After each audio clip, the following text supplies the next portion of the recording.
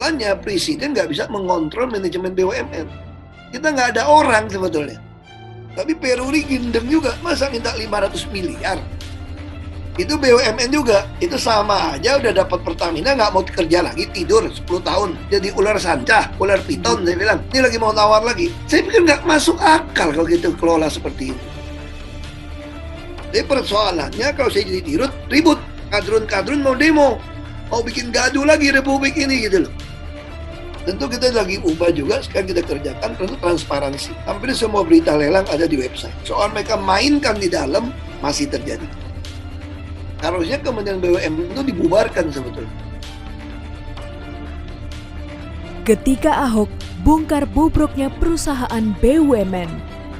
Pertamina udah aman-aman, nyaman-nyaman kok masuk komun, ini brengsek satu nih. Ahok mengganggu keharmonisan. Ahok itu sama saja membuat kekacauan, kekisruan. Kalau nggak ada Ahok kan nggak ada yang ribut.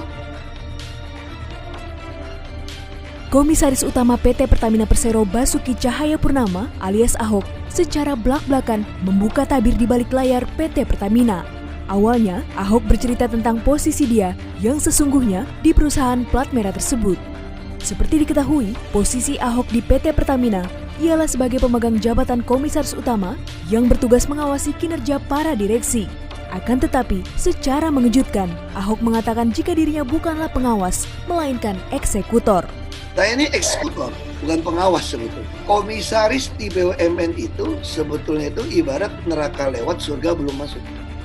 Adapun alasan ia mengibaratkan seperti itu, karena semua keputusan rapat umum pemegang saham atau RUPS yang menentukan Key Performance Indicator atau KPI, yakni penilaian kerja Dewan Komisaris dan Direksi, dilakukan di Kementerian BUMN. Menurutnya, Kementerian BUMN seharusnya dibubarkan dan membentuk semacam Temasek, yakni penggabungan dari holding-holding BUMN yang akan menjadi super holding dan diberi nama Indonesia Incorporation. Harusnya Kementerian BUMN itu dibubarkan sebetulnya. Kita harus membangun semacam Temasek, semacam Indonesia Incorporation. Terkait dengan jabatan di BUMN, Ahok berpendapat jika beberapa direksi Pertamina ada yang bermain aman dengan melobi menteri, bahkan ia menyebut jika para komisaris di BUMN sebagian adalah titipan dari para kementerian. Dia ganti direktur pun bisa tanpa kasih tahu saya. Saya sempat marah-marah juga. Jadi direksi-direksi semua mainnya yang penting lobbynya ke menteri. Karena yang menentukan menteri. Komisaris pun rata-rata kan titipan dari kementerian-kementerian. Kendati demikian, Ahok mengaku mempunyai cara agar hal tersebut tidak terulang lagi, yakni dengan memangkas birokrasi yang ada di Pertamina. Dengan begitu, setiap insan Pertamina dapat memiliki kesempatan yang sama untuk dapat menduduki jabatan SVP atau Senior Vice President. Saya potong jalur birokrasi mereka. Pertamina itu dulu naik pangkat itu mesti pakai kayak pangkat PLN itu Pertamina reference level gitu. Jadi orang mesti kerja sampai SVP itu bisa 20-an tahun ke atas. Saya potong sekarang. Semua mesti lelang terbuka. Tidak hanya itu saja, Ahok juga menyoroti sistem gaji di Pertamina. Menurutnya, dalam hal ini ada yang bermain dengan memanipulasi gaji. Sebagai contoh, jika ada salah satu pegawai dicopot dari jabatannya, akan tetapi gajinya itu tetap sama dengan jabatan sebelumnya, bukan mengikuti jabatan yang baru. Orang yang dicopot misalnya dari jabatan direktur utama anak perusahaan, misalnya gaji 100 juta lebih, masa dicopot gaji masih sama? Alasannya dia sudah orang lama. Ya harusnya kan gaji mengikuti jabatan Anda. Tapi mereka bikin gaji pokoknya gede-gede semua. Jadi bayangin orang kerja sekian tahun bisa gaji pokok 75 juta, dicopot nggak ada kerjaan pun dibayar segitu. Dikasih jabatan gila aja nih. Terus alasan bisa dituntut. Nah itu yang kita lagi ubah sistem itu.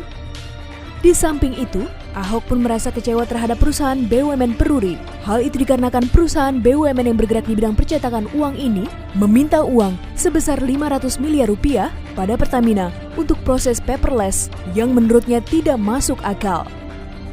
Lalu sekarang saya lagi paksakan tanda tangan digital. Tapi Peruri gendeng juga, masa minta 500 miliar untuk proses paperless di kantor Pertamina. Itu BUMN juga, itu sama aja udah dapat Pertamina nggak mau kerja lagi, tidur 10 tahun. Jadi ular sanca, ular piton saya bilang.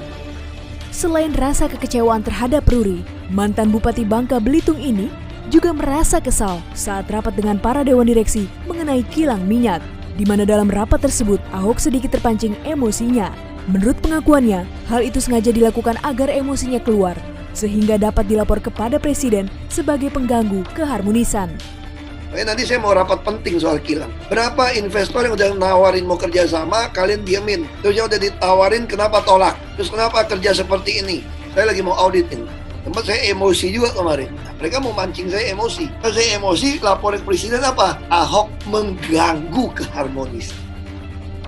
Rasa kesal Ahok tidak hanya pada pembangunan kilang minyak saja, tetapi pada hutang Pertamina yang ingin mengakuisisi ladang minyak di luar negeri. Menurutnya, lebih baik melakukan eksplorasi di dalam negeri karena di Indonesia masih memiliki 12 cekungan yang berpotensi menghasilkan minyak. Minjam duit, sekarang udah ngutang 16 miliar dolar. Tiap kali otaknya minjam duit aja nih. Saya udah kesel ini. Minjam duit terus mau akuisisi terus lagi. Saya bilang tidak berpikir untuk eksplorasi. Kita masih punya 12 cekungan yang berpotensi punya minyak, punya gas. Itu ngapain di luar negeri gitu loh. Ini jangan-jangan saya pikir ada komisi kali ini beli-beli minyak ini. Seperti kita tahu, bangsa ini tidaklah kekurangan orang pintar, namun kekurangan orang jujur. Setidaknya kita masih bisa berharap jika di negara Indonesia ini memiliki ladang yang siap untuk ditaburkan benih-benih yang baik. Yang utama adalah jujur. Karena kejujuran dan loyalitas itu tidak ada sekolah. Kalau kamu punya itu, kamu sampai tua pun nggak mungkin susah. Kita berdoalah supaya di Indonesia ini ladangnya bisa siap untuk benih-benih baik ditaburkan.